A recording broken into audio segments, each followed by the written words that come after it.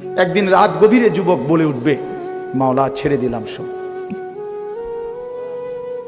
দিলাম ছাইরা বালা ইয়া রব্বি কদ আনা।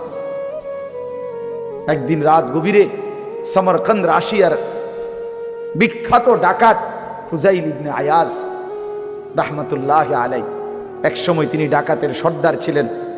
রাত গভীরে কোন বাড়িতে ডাকাতি করতে গিয়ে দরজার সামনে যখন দাঁড়াইছেন, আমরা আরবি কিতাবে পড়ছি, তখন তিনি শুনতে পাইলেন বাড়িওয়ালা এই সময় কোরআন শরীফ পড়তেছে।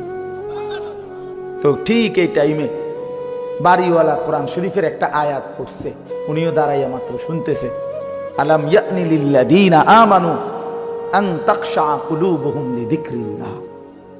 আল্লাহ তাআলা বলছে, মুমিন ঈমানদার আমার বান্দা, আমি আল্লাহর ভয়ে আমার স্মরণে দিলটা নরম হওয়ার সময়